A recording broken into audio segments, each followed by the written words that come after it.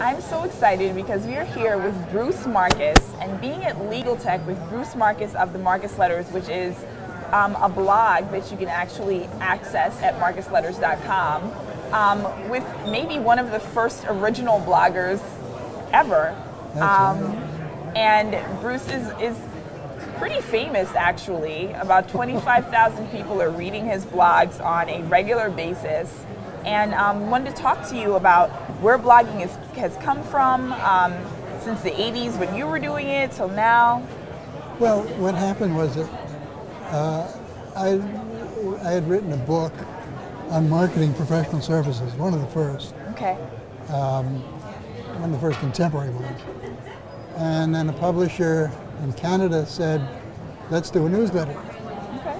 So this was in the early 80s. So we did a newsletter in hard copy. Okay. And then along came something called the internet. And that's how this began in the 80s.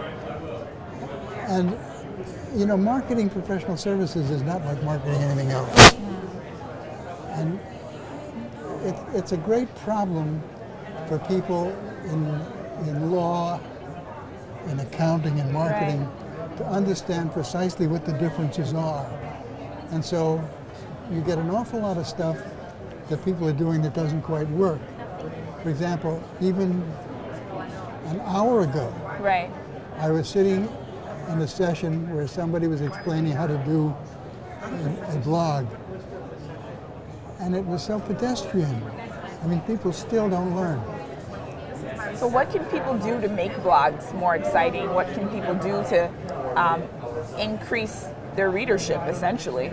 The successful ones eventually learn something that lawyers have a very hard time learning. Which is?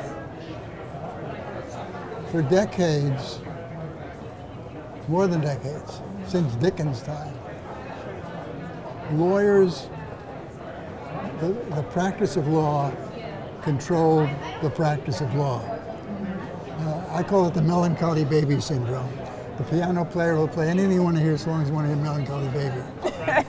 and this is what lawyers did.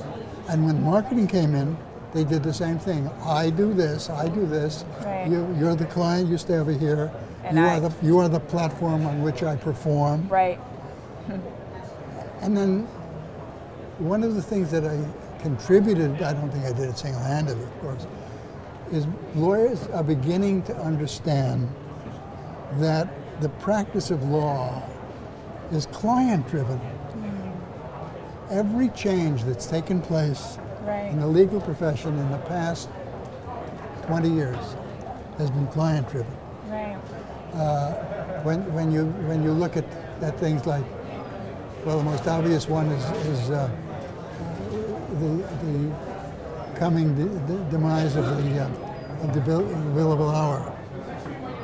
Lawyers didn't do that on their own. It was too good a deal. Right. But what happened was a client would get a bill that says, lawyer A, $200 an hour, lawyer B, $200 an hour. And the client would say, wait a minute. Lawyer A is an idiot. Lawyer B is a genius. Why am I paying the same amount? Right. And that was, I believe, the beginning of the downfall of the billable hour. Now what's happening is that in this new environment where law firms are diminishing substantially and the firms are throwing lawyers over the back of us. There's an old Russian folk tale about the family being chased by wolves, and they slow down the wolves by throwing children overboard. and that's what the lawyers are doing. They're firing. And what's going to come out of this, and this is what my blog reports, this is what blogs should be reporting. What's going to come out of this is an entirely new concept of legal practice. I was talking to somebody here at the show about this very subject, Mr. Bloomberg, a Bloomberg thing. And he made the point that we've got something called disintermediation, which is a financial term. Right. And I said, how do you mean it in this sense? And he says, well, disintermediation in the legal profession means that you don't always need a lawyer like you used to. You can go online. Right. You can go to websites.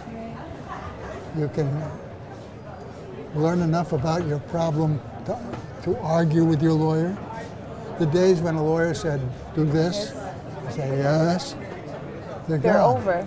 So what's going to happen is, well, you know, it's a feeling, I probably shouldn't say this, but I will. It's a feeling I have about this show. Everybody is so cheerful. My God, the boat is sinking. Half the people here today aren't going to be here next year. Wow. And everybody is so cheerful. Maybe there's a purpose to it. But that's the kind of thing that blogs have to report. The blogs, a lot of the blogs I see, not all. I mean, the best blogs around are the ones that you guys do, Bob Ambrogi's blogs. Fantastic. And of course, Monica, I call the godmother of legal blogs. She is the godmother of legal blogs, you're right. She accused me. I was making a speech the other day, and she was on a platform, and she referred to me as her mentor, which of course is ridiculous. I learned more from her than she'll ever learn from me. But we're going through a substantial change in the profession. And it's not quite a bolt of lightning. And you know, the old joke that goes, make me a malted, okay, poof, you're a malted. It doesn't work that way. It's an evolutionary process. Circumstances like the current economic situation accelerate it. Right. So you've got law firms cutting and cutting and cutting. Somebody raised the question, I guess Larry Bodine raised the question, how will the economy adversely affect small firms and solos? Well, of course it will. Right. Because, for a very simple reason. The small firm is going to have small companies as clients. Their customers are losing their jobs, so they're losing their businesses. So obviously the law firms are going to lose businesses. Right. This is going to happen all throughout the profession. I mean, even the big firms, more people are going out the door than are coming in the door. And that's what's going to happen. Wow. You are very interesting. You've given us so much to look at and so much to think about. Yeah, well, they're going to throw rocks at me. They're not going to throw rocks at you because it's the truth. But I just want to... I hate to be the bearer of tidings. Of bad news. Yeah. But I just want to thank you for coming out and speaking to us and teaching us some things. I really appreciate that. Pleasure. Thank you.